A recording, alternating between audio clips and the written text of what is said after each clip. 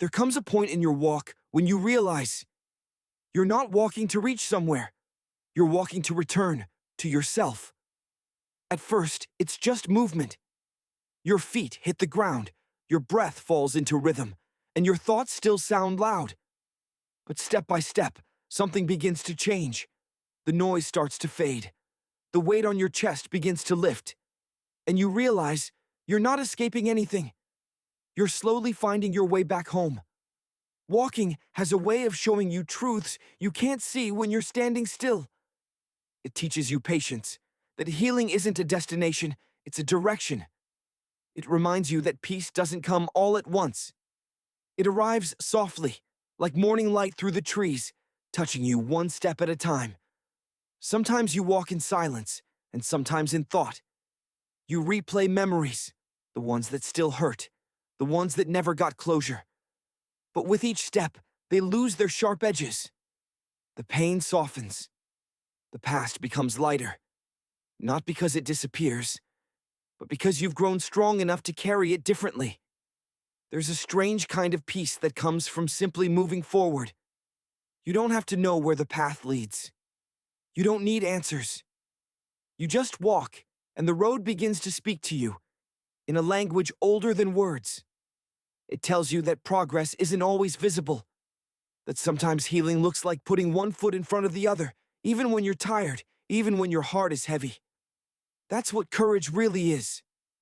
Not running fast, but walking slowly and refusing to stop. When you walk long enough, you begin to notice small things again. The sound of wind brushing through leaves, the warmth of sunlight on your face, the steady rhythm of your heartbeat keeping time with your steps. And somewhere between all that simplicity, you find calm. You realize the world hasn't stopped moving, and neither have you. You begin to forgive yourself for staying too long, for leaving too soon, for trying, failing, breaking, and healing again. You begin to understand that every version of you was doing the best it could, that even when you were lost, you were still becoming. Walking humbles you. It teaches you gratitude for air, for light, for ground beneath your feet. You start to see that peace isn't something you chase, it's something that arrives when you finally stop fighting the moment you're in.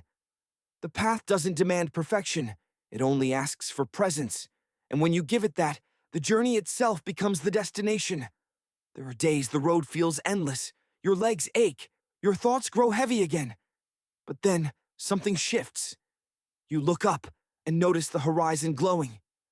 The same sun that's seen your darkest days still rises, without fail.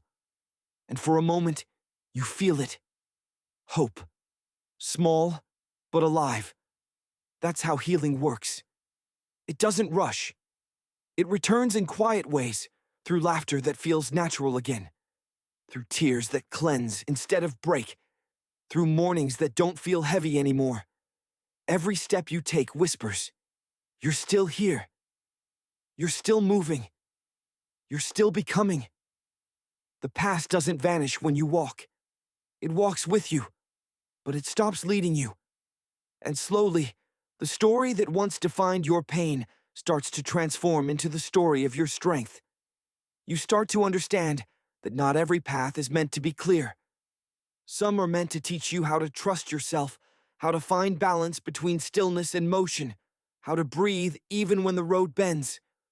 Walking reminds you, you're not stuck. The world is still wide. The sky is still open.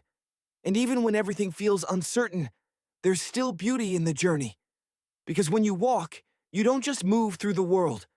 You move through your emotions. You shed layers of confusion, of fear, of self-doubt.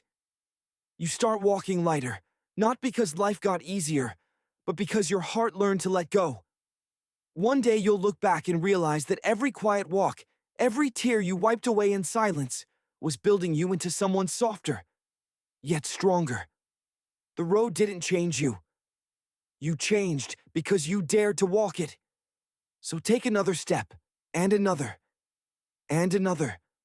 Let the rhythm of your feet remind you that movement itself is a prayer, a quiet thank you to life for still giving you the strength to try again. You don't have to rush anymore. You don't have to prove anything. You don't have to know where you're going.